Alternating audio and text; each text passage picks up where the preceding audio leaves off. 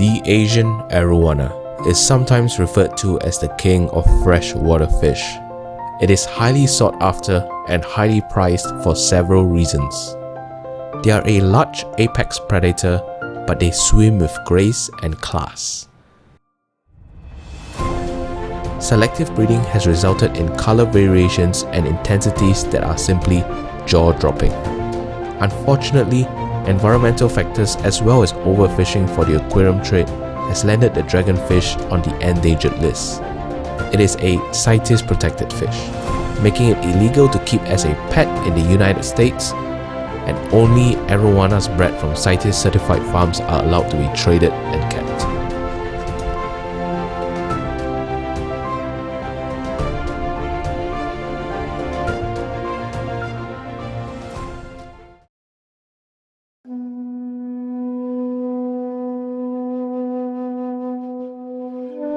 Today I'm travelling to the northern tip of Singapore where most fish farms are found. I'm here to meet with Jerome of Imperial Arowana, who will be showing me how he harvests one of the most coveted freshwater fish. Harvesting arowanas is a lot different from typical aquarium fish. Because arowanas are mouth brooders, they don't lay eggs or give birth like most other fish. Instead, they keep the eggs and fry in their mouths as a form of protection for their young. It's actually a genius evolution strategy. Out of sight, out of mind. Predators cannot eat what they cannot even see. But this also means that the average person would never know when an arowana is holding fry in its mouth. Now, this wouldn't be an issue unless your goal was to harvest arowanas.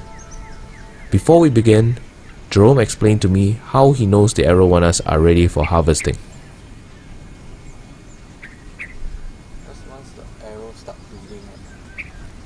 When they're in the breeding mood, they'll tend not to eat. They'll fast for a while. Yeah.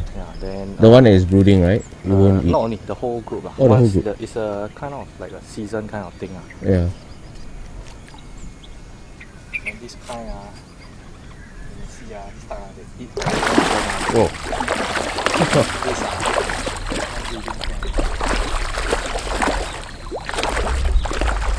We feed our arowanas daily. So once we see that the arowana stop eating, we usually count it as the first day. Then we wait for about 3 to 4 weeks. Then once we can confirm, can ascertain that the fish is actually around holding for about a month, we actually open the fish during the 5th week or the 6th week. Okay. So if you open it, that's the day you go down for harvesting? Yes, that's the day we go down for harvesting. Okay.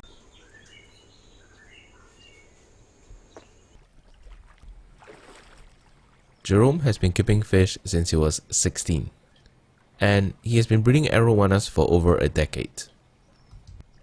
Prior to my visit, Jerome has already been counting the number of days that the arowana has been holding fry in its mouth, or simply holding for short.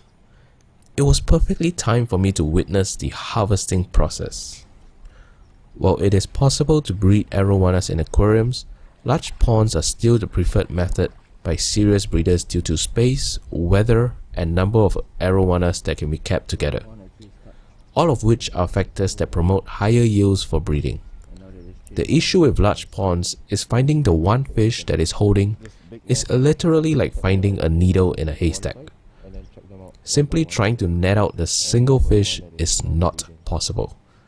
Most arowana farmers use the same but methodical procedure to find the holding fish. So we'll need our net, we'll need the big net, the holding net, harvesting net. For the big net is actually to gather all the fish. Okay, then we have 2 holding nets. The holding net is actually, we use it to chase the fish and scoop the one, we start to just select the female fish out first. So because only the male arowana hold the egg. So we select all the female fish out, then we start to catch the one holding the egg from there. So the harvesting net is the same one as the holding net. It's just that when we harvest, the net has to be slightly deeper. There are certain different lengths of net we use. Here we can see Jerome netting out a fish to check if it is holding.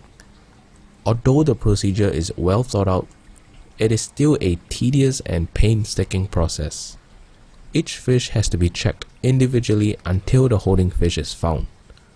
If the fish is not holding, it is tossed out of the large net so that it is eliminated and not caught again. Number 2.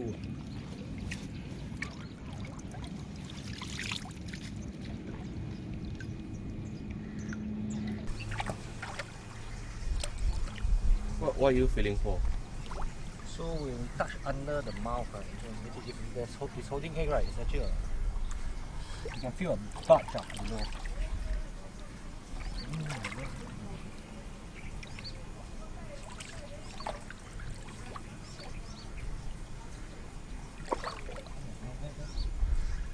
He thinks he feels something. He wants to hold the fish to pry open the mouth to have a look. Holding an arowana is not as simple as it seems. These fish are powerful. He swirls the fish around to tire it out before he takes a firm grip.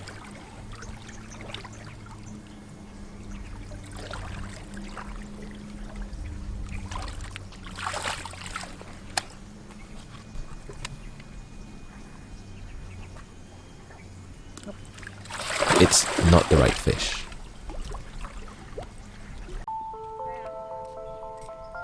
They continue to check fish by fish.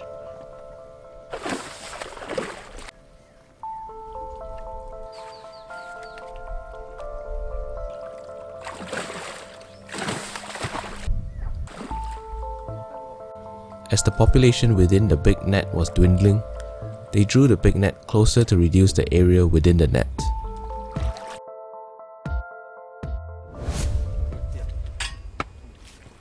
Can you explain what? They then brought in poles that did not seem to be part of the original plan. These poles were used to raise the net above the water level, as the arowanas tend to jump in tight spaces. It seemed like a turn of events for me, and I was beginning to have my own doubts. What if they were wrong and there isn't any fish to harvest? Or what if the fish is somehow outside of the big net? I didn't have the confidence in their system like they did.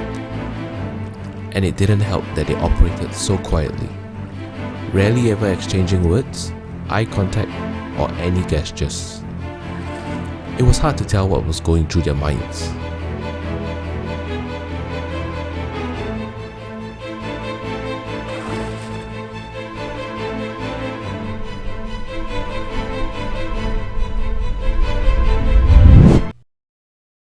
Do you find it frustrating every time you do this? Because I can see that sometimes, Yes. Sometimes we feel there are times where we count the days wrongly. Sometimes the fish, when we count like maybe 4 to 5 weeks, sometimes they actually spit out the old eggs already and hold another new batch of eggs. So sometimes during this time, the days of the eggs when we counted are wrong. So we might be opening very young fish, maybe even eggs. It turns out the silent operation was not a cause for concern, but the result of having repeatedly done this to the point it is like clockwork. And just like clockwork, they found the holding fish.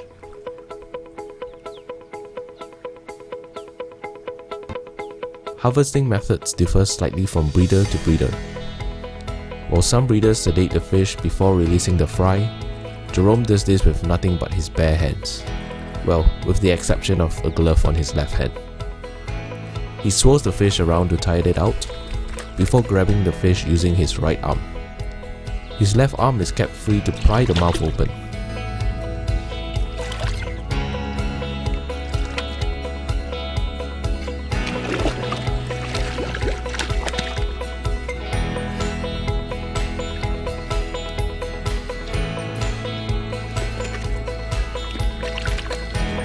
Because all fish have a layer of slime coat on their body, the glove on his left hand provides the grip necessary to overcome the slipperiness of the slime coat.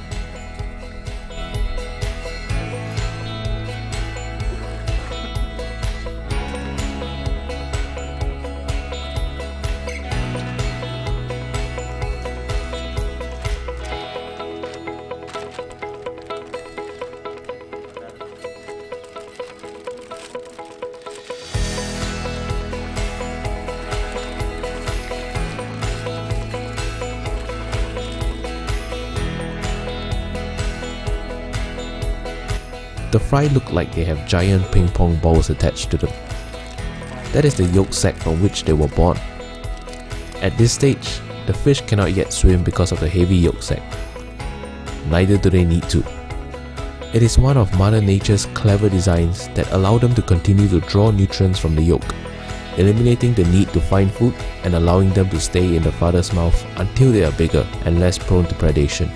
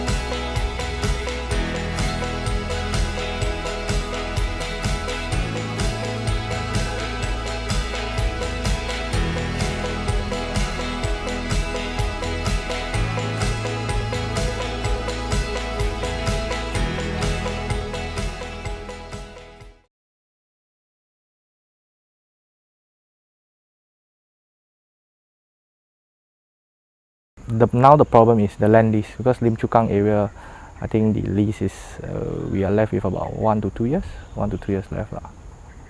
So it's on a renewal basis lah. Yeah. So do you know if you can renew it or?